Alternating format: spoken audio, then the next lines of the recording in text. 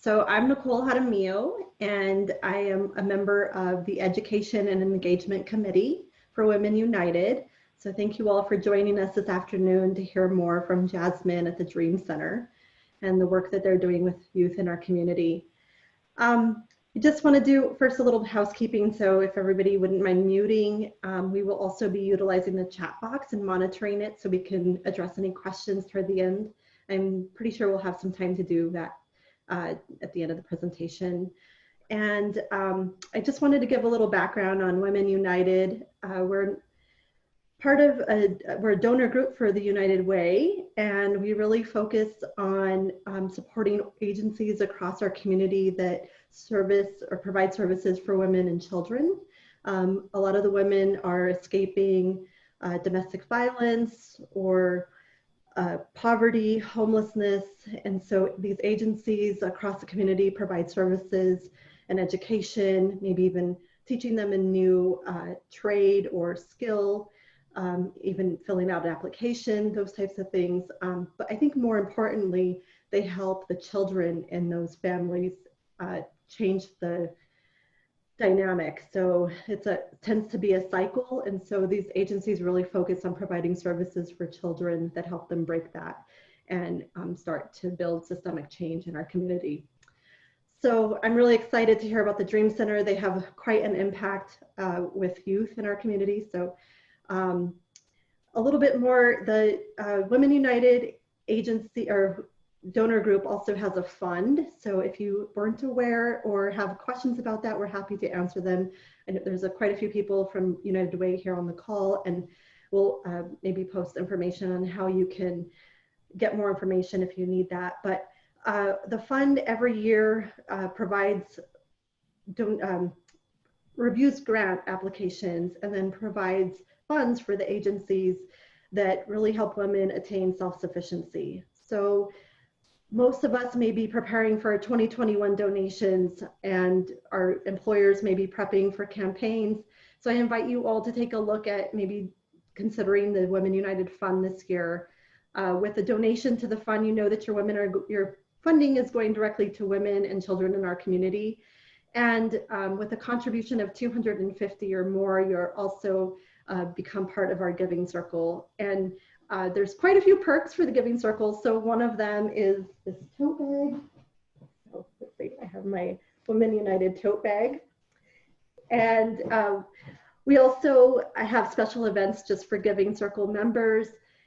And you also get an opportunity to join our grant committee. So every year we review the grants, and that's really was a life-changing experience for me, and something that I think everybody, if you have the time to do it, it's really rewarding. And, so we have the next event after this is on the 18th of November. It's Power of the Purse. So watch out for the invite for that. And I hope that you all will join us.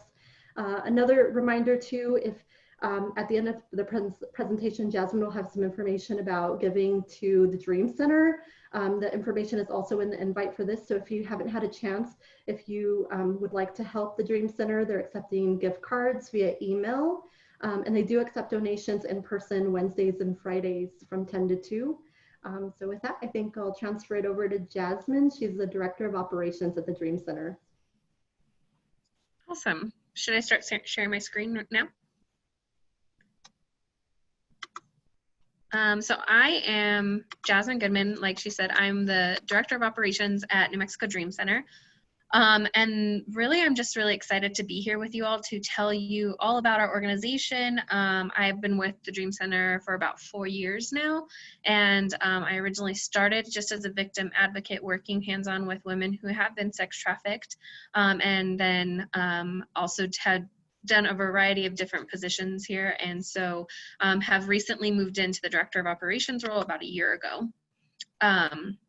And so I'm just really excited to be able to share with you all a little bit about our organization, how we are combating sex trafficking, and specifically sex trafficking and youth homelessness. So I'm going to actually do, oops, get rid of this guy. So what is human trafficking? So human trafficking, as it's become such a hot topic for us lately. There's so many things happening. There's the hashtag Save Our Children movement. And so what actually is it? I think it's important just to be able to talk about that for a few seconds. And that's just really, it's the use of force, fraud, and or coercion for the purpose of exploiting a person with little or no compensation. It is considered modern day slavery, and it does include sex trafficking, forced labor, domestic servitude, panhandling, and child soldiers. Here in the US, mostly what we see is sex trafficking and labor trafficking. And then there are other parts of the world that do experience child soldiers and panhandling rings. If you see a child on the street asking for money, they're being trafficked, just hands down. There's no question about that. So here are a few stats. Human trafficking is estimated that there's 28 to 30 million people worldwide. Approximately 80% of those are women and 50% are children. It is estimated that the U.S. currently has 600,000 to 800,000 domestic U.S. citizens that are victims of human trafficking. And that's important to know because I think that there's a common misconception that all of the human trafficking or sex trafficking victims are from across the world or brought in here. And a lot, I would say, for us specifically, all of our clients have been U.S. citizens, if not even born and raised here in Albuquerque. And so that's important to realize just that how close it is to us and how it is just in our backyard. Approximately 300,000 to 500,000 of the domestic HT victims are commercially sexually exploited. Approximately 14,000 to 18,000 HT victims are imported to the U.S. annually. So you can see the drastic difference there. It is estimated that human trafficking generates approximately $132 billion annually, which makes it only second to drug trafficking and illegal revenue. And as we continue forward just in everyday life, that's actually going to switch and it's going to become greater because what a lot of people who do sell drugs here in the US or just globally are coming to find is that you can sell a drug once, but you can sell a human multiple times a night. And so it is going to become, it's going to top that drug trafficking here soon. And so the average age of entry into the commercial sex industry is 12 to 14 years old. And I would argue that that's actually growing younger and younger. Approximately 70% of homeless youth are sexually victimized, and approximately 1 to 2% of HT victims are ever rescued. Now that can seem very grim because it's only a small number. We absolutely believe that every single person is worth it. And so our goal is to continue to serve, even though it seems like that's such a small percentage that will actually ever be rescued. So who we are, we originally started as an organization that specifically helped adult women who have been sex trafficked. And so we started out under the umbrella of Copper Point Church, but we grew and we established some solid foundation and relationships. And we ended up stepping away from that, establishing our own 501c3. And we started doing outreach originally just into strip clubs and kind of into around the truck stops. And we started going to, tried and attempted to go to Asian massage parlors. And that was pretty eye-opening to us. And we realized so many things. But one of the biggest things that we realized was that there are few resources in New Mexico that served this specific population.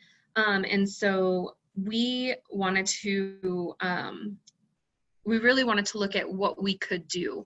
And so what we realized is that there are residential treatment centers in the nation, but a lot of them do require some sort of detox time or clean time. Well, whenever someone's leaving the life, is what they call it, when they're involved in sex trafficking, they call it the life. When someone's leaving the life or trying to escape it, or they're currently homeless or something, they're being trafficked on the streets, then to obtain that clean time that a lot of residential treatment centers have, that 30 to 45 day detox requirement, is near impossible.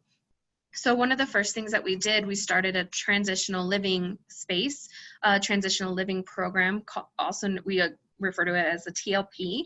And that is literally just to bridge that gap, to try and provide a space for them to exist and start looking at what this looks like to get off the street and stay off the street, stay out of this life. Here, survivors can get away from their traffickers. They can begin to feel safe, which is one of the first and most important steps, and they can start addressing their substance issues. A lot of the time, I would say 95% of the time, they are looking to kick some sort of drug or substance abuse habit that they have developed or have been forced into. That is one of the common ways that traffickers will control their victim, is through forcing them to be high or drink or tying them down and injecting them with drugs. And so our TLP specifically is aimed to have people work towards something greater.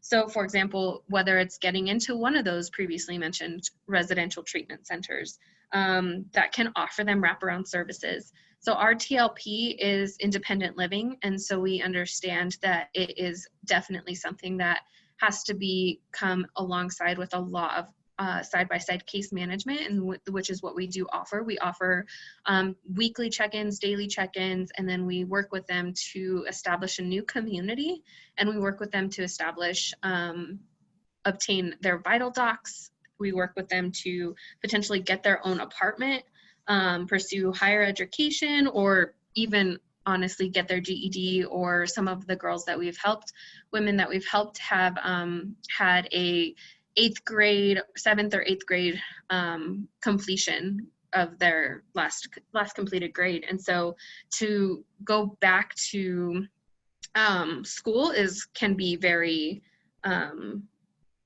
very difficult and very, very intimidating. So GED is often an option, and so it's in this season that we encourage high levels of mental health services, and we schedule doctor's appointments to ensure that they get attention to all of their health. So that's all covered in case management. We also work with, like I said, I briefly mentioned it, we also work with them to obtain their vital docs. So this is one of the first tactics that a trafficker will use. They will take their vital docs and they will take control of their life. And that's easy because then they say, now I know where you live. Or they say, I will kill your family, or I will hurt your family if you try and run, or, and then also if they have access to their ID, to their social security card or their birth certificate, then they are less likely to be able to leave. They can't get on a plane. They can't get on, it's really hard to get for them to find transportation without those documents. So we also partner with local branches of law enforcement, and that's primarily how we do receive our referrals for our transitional living program. And then occasionally we will have law enforcement referrals that don't end up in our TLP, but rather we do help them to transport them to another city or state. And that's sometimes there's better locations, and we just want the best for our client. If it's unsafe for them to be in Albuquerque, then we will work with law enforcement to get them transferred elsewhere. We also work with local nonprofits. So for example, Street Safe or First Nations, Life Lincoln Santa Fe, to help them provide emergency resources to clients in need. And we have a second offsite location for this specific need. This location works differently than the TLP. In our TLP, we look to have our clients in there for 3 to 6 months. It's not quite long-term stay, but it's also not immediately removing them. That's kind of the case in emergency shelter. It's to give ourselves, local law enforcement, other nonprofit organizations, a chance to get their brain thinking. Sometimes it happens really quickly when a client is ready to escape from their trafficker, or they're finally got away, or they finally had an opportunity, and we are contacted and we have to think on our feet. And so this allows for us to give 3 to 5 nights to this client to establish a more permanent solution for them. And so oftentimes our local nonprofits here have received some sort of hotel voucher, and they are able to, that was what we were doing in the past, was, okay, here's a hotel voucher, go stay at this hotel. But unfortunately, those hotel vouchers are specific to very sleazy motels that often our clients were trafficked from in the first place. So to put them back there and say, hey, you're safe, is just not the best situation. So we have established an offsite location where they can stay and they can actually feel like they are safe and not just being re-traumatized in the place that they were originally traumatized.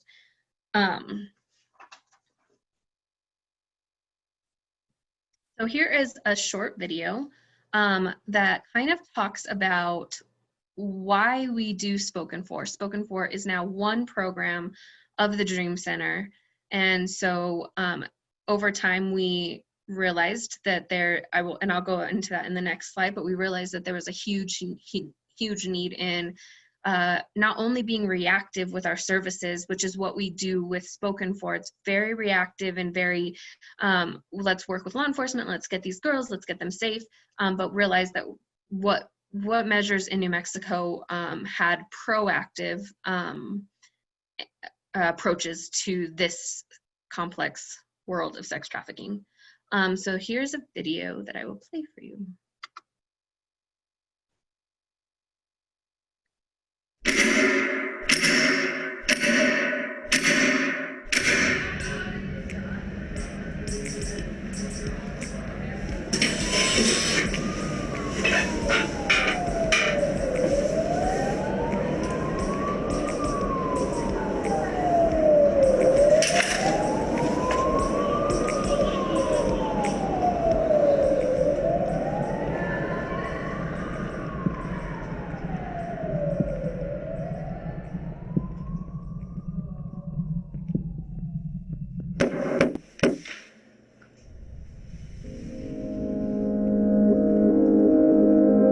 My story didn't start here.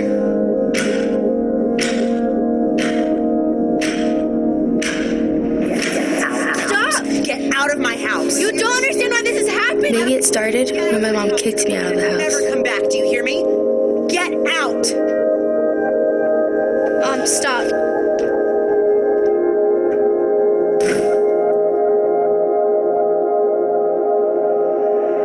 What my mom didn't know is that my uncle raped me when I was 6. I never told her.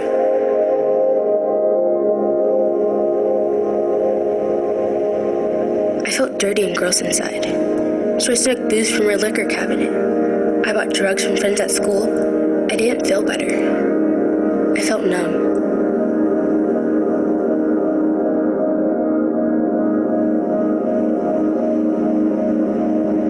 I had nowhere to go, no one to turn to. That's when he showed up.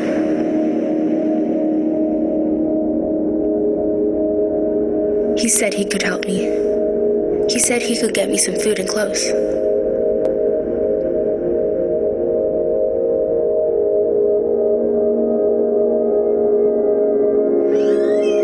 A bed to sleep on.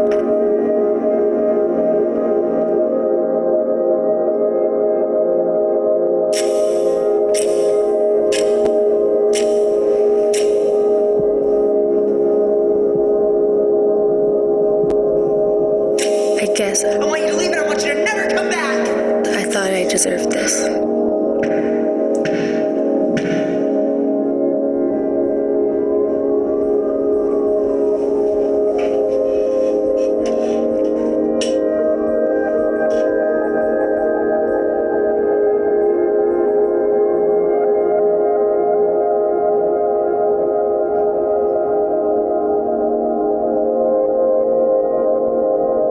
My story didn't start here.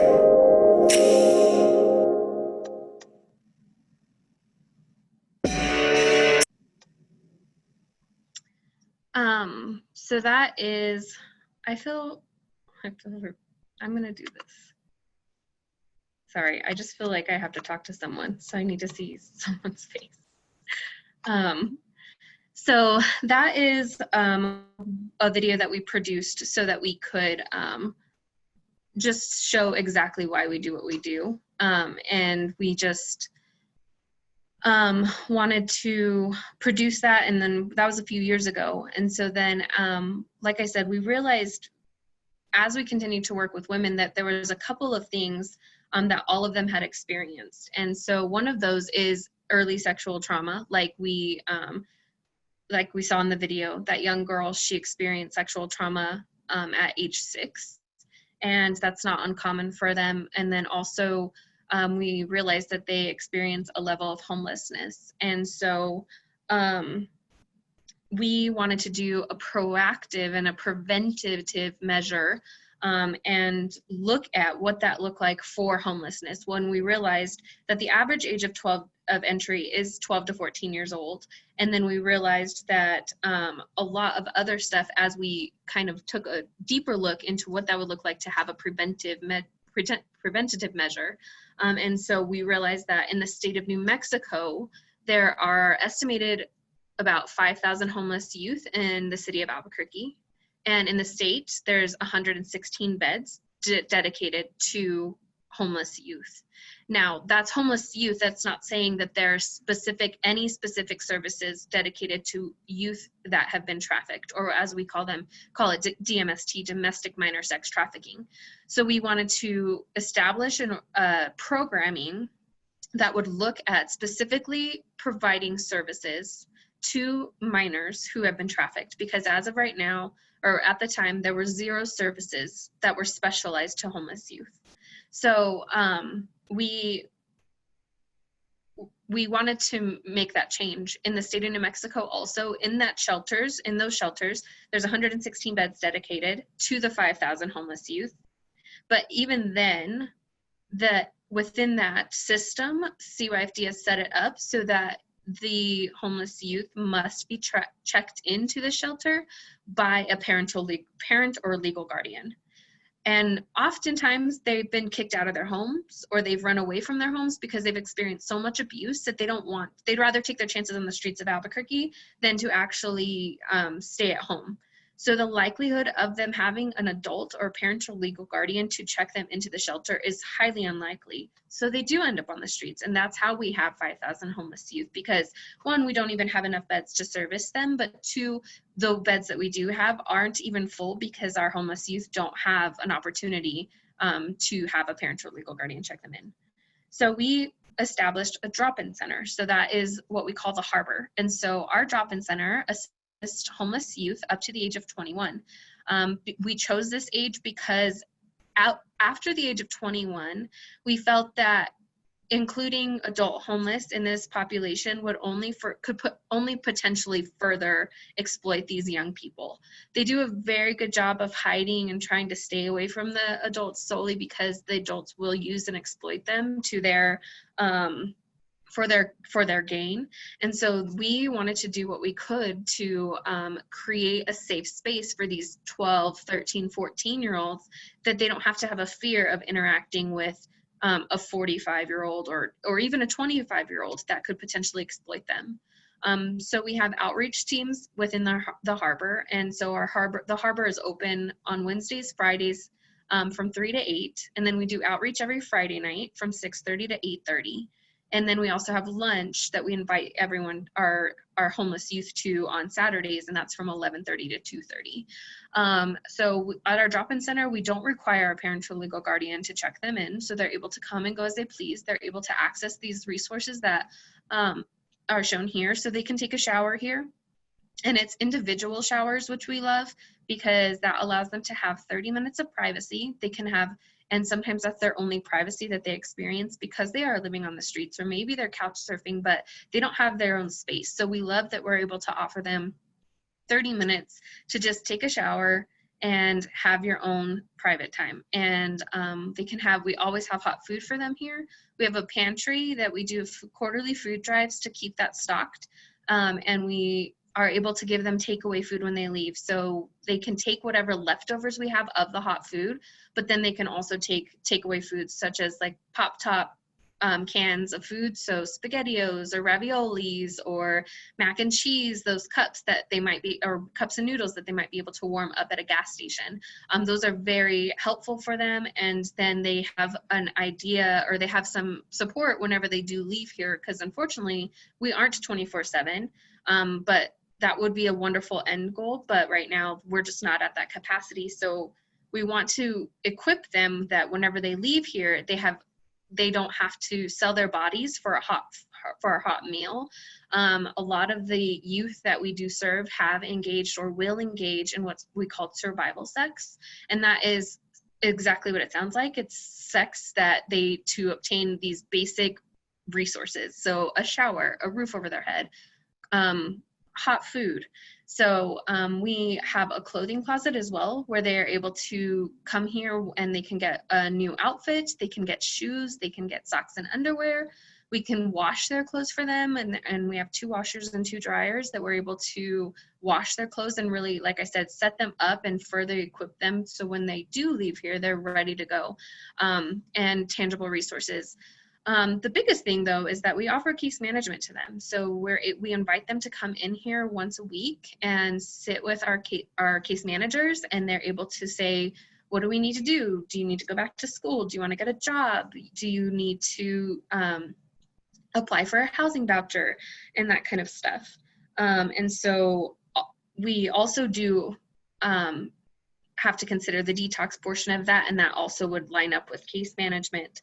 And then just making sure that they are good. So our end goal is to be open 5 days a week, but we are also discussing and having further discussion with CUIFD, with other donors and such, to see what we would need to do to create a residential treatment center. So our goal would be to be open here at the drop-in center 5 days a week at the minimum, and then really look and sit with those clients in case management and say, you totally qualify for our residential treatment center, and be able to have this transition where they come in here for resources and then they immediately are placed with a bed in a residential center, probably not, too far from our location. And that is our ideal situation, but we're not quite there yet. But we know that there are more resources that need to be here in Albuquerque and just across New Mexico for not only homeless youth, but homeless youth that have been traumatized, exploited, and sex trafficked. Because that's a whole different ballgame from homeless and then homeless and sex trafficked. There's a different set of traumatization that happens there. So we did create a second video. We created a second video that is tailored specifically to the harbor. And so this is what this is for.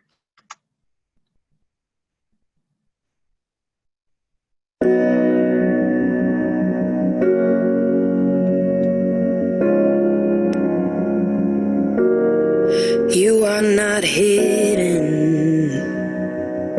There's never been a moment you were forgotten. You are not hopeless. Though you have been broken, your innocence stolen. I hear you whisper underneath your breath. I hear your SOS, your SOS. I will send out an army to find you in the middle of the darkest night. It's true, I will rescue you. There is no distance that cannot be cut.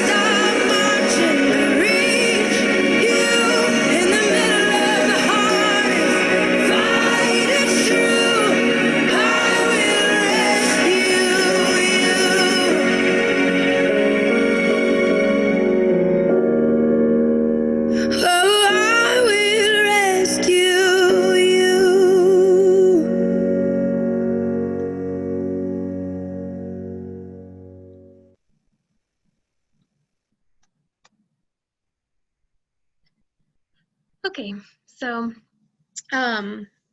we also do, outside of our 2 programs, Spoken For and the Harbor, we also do training and presentations like this one. And so we're really, really passionate about bringing awareness and specifically talking about what we do and bringing the reality that this is so close to home back to Albuquerque. We don't want it to seem far away. We don't want it to seem disconnected or like that we're desensitized to anything. We want it to be very, very clear that this is in our community, and it's just a growing issue. So we do presentations here. We do presentations to UNM and UNMH, and we also work with Title I Homeless Project just to make sure that everyone is knows that we are here, knows that we're a resource, and we want to be a resource.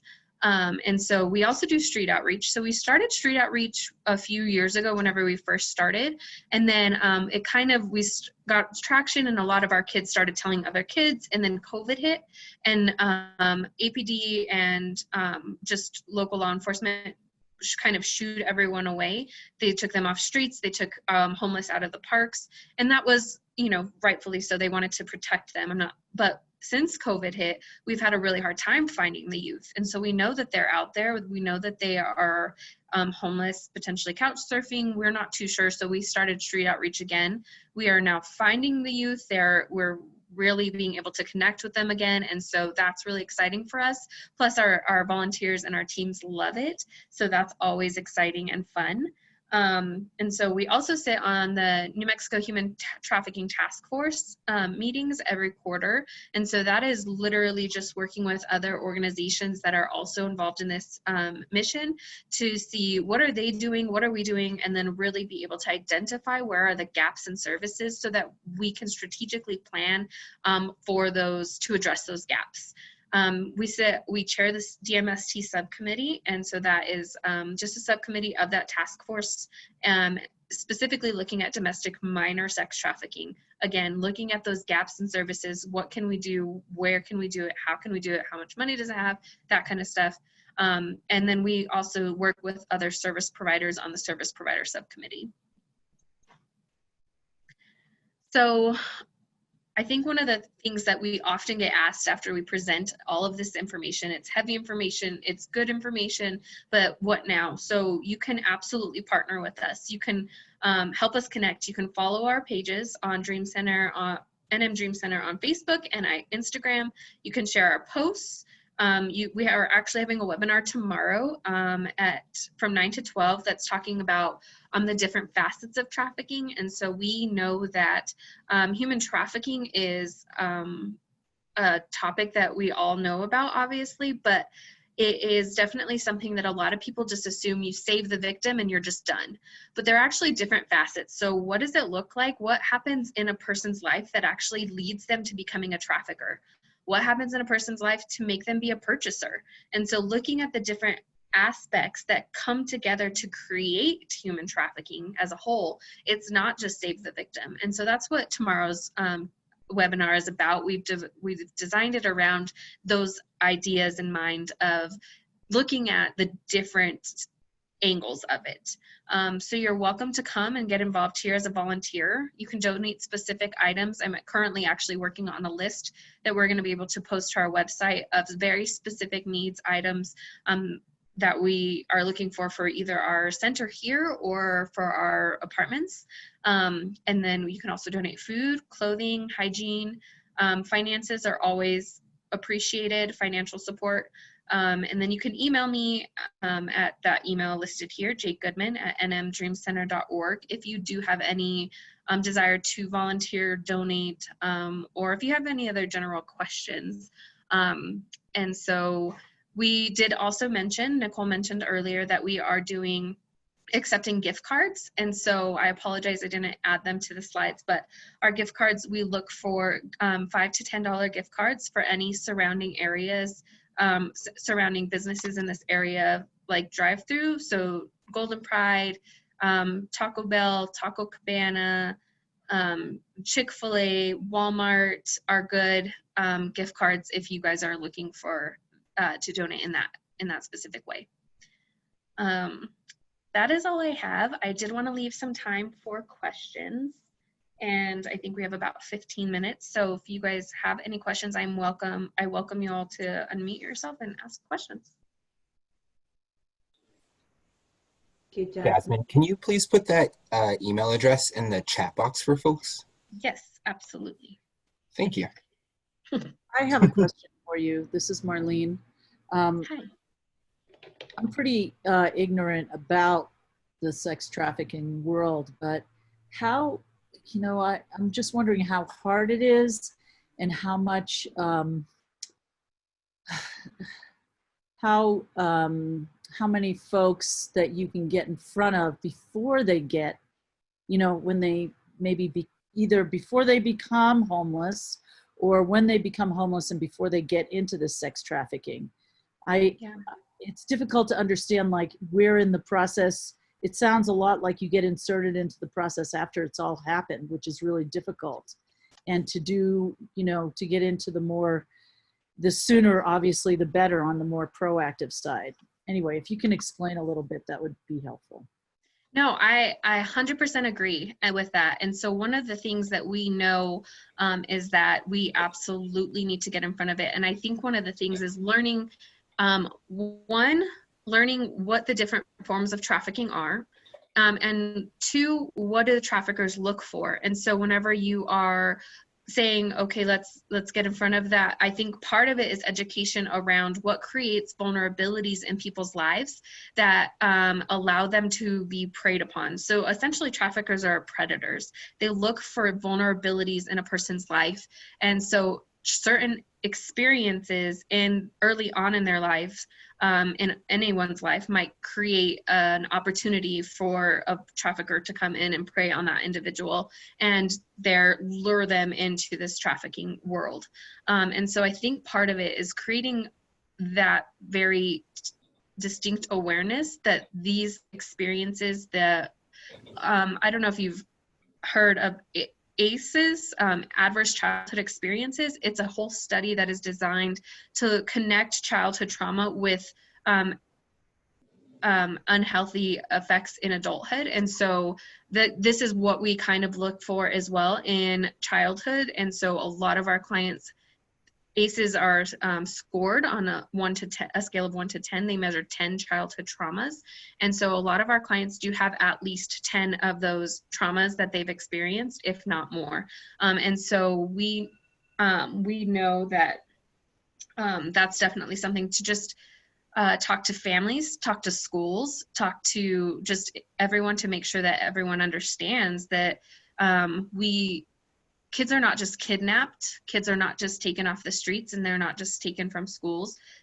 They are sometimes, but that's not 100% of what happens. And so to look at, critically look at what we are doing in our society to create vulnerabilities, and then being able to take a critical look at our own families and making sure that we are protecting our children.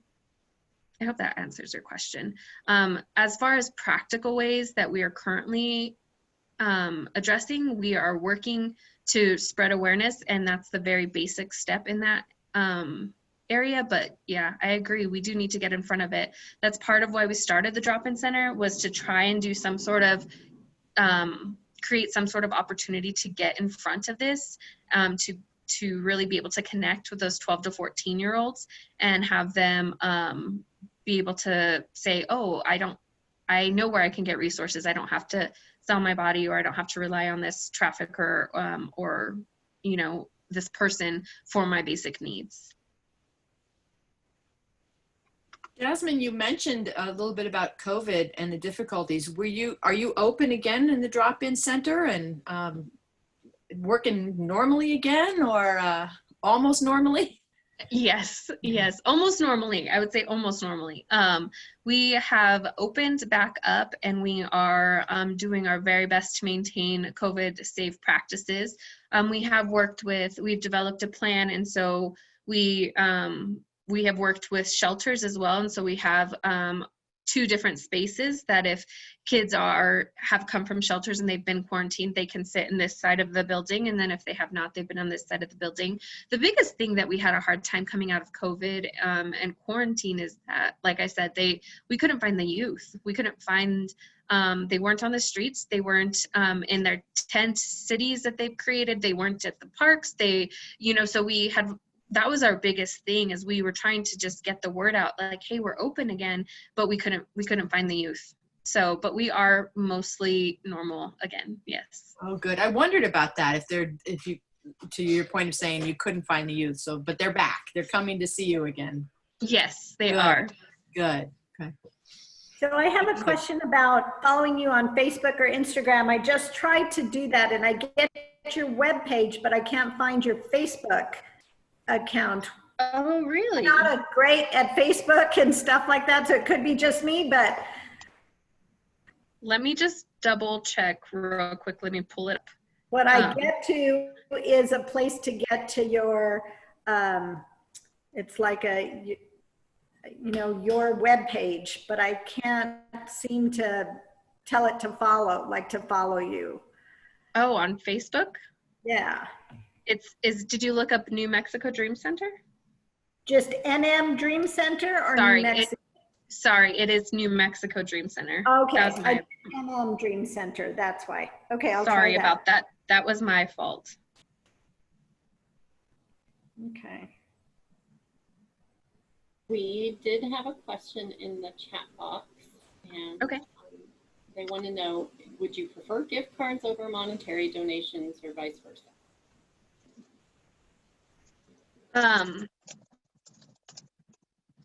So we do not have a preference. The gift cards go either way. It's going 100% it's going to the children, to the youth that come through our doors.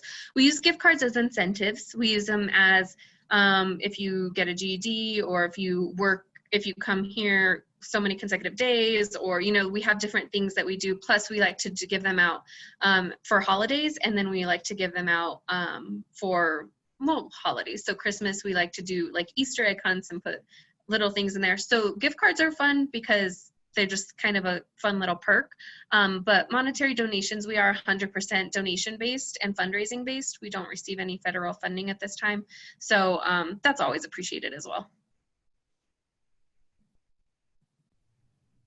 Jasmine, when you're talking about the handoff from, an adult or a caregiver, how's that different with like a New Day? How are they able to work around that?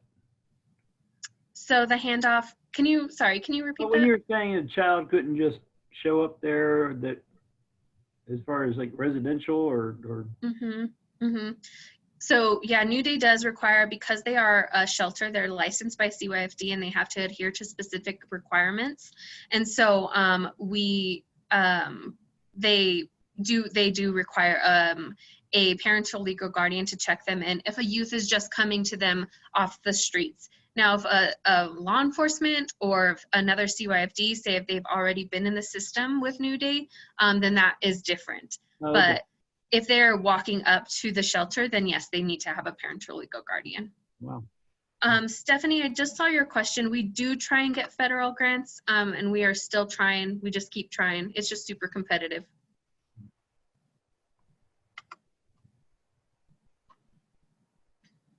Are there particular places the kids like to get gift cards from in particular?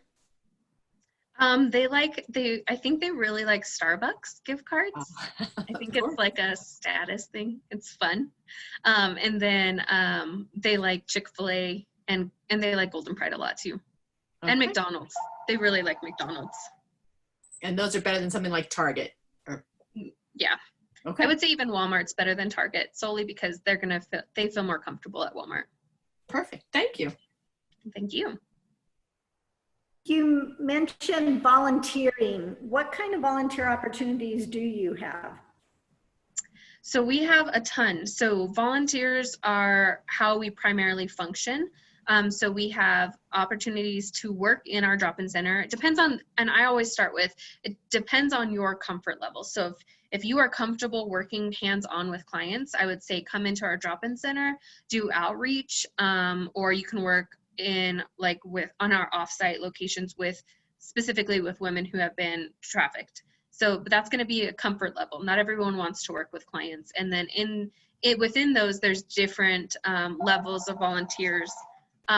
There's different levels of volunteers in different positions within that. So you can work with clients and you can take them to, I don't know, for example, one of our clients is with one of our volunteers today. They went to the zoo. And so one of the things that we feel so greatly and so strongly about is that life change cannot happen with a different change of community. And so trying to equip our clients with a new community. And so that's where volunteers can come in that aspect. If you are not comfortable working with clients, then that's 100% okay and understandable. And so we at that point have quarterly food drives that you can absolutely help with. You can help with our clothing closet team that comes and organizes all of our new clothing donations every other Saturday. You can help with cleaning, general cleaning, if you have this weird passion for cleaning. If you want to help on like social media or website stuff, there's those opportunities. So we have a wide variety of different things that you can come in and do.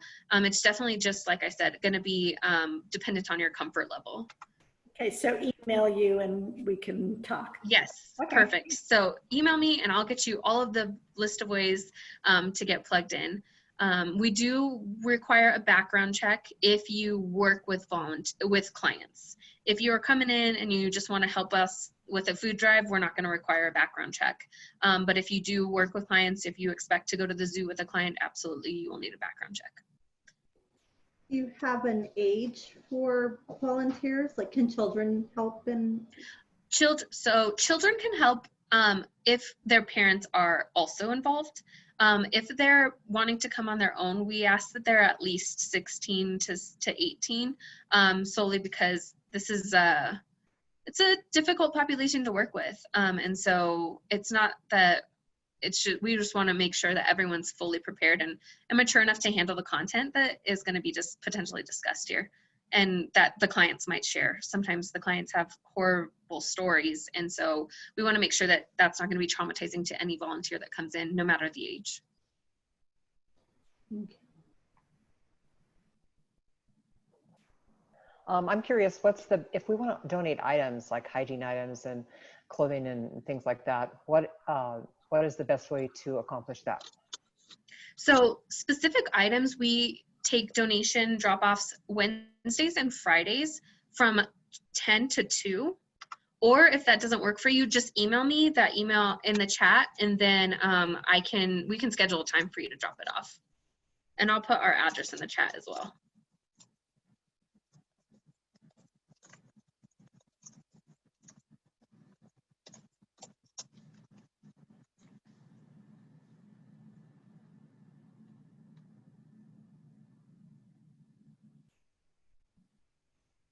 Any other questions?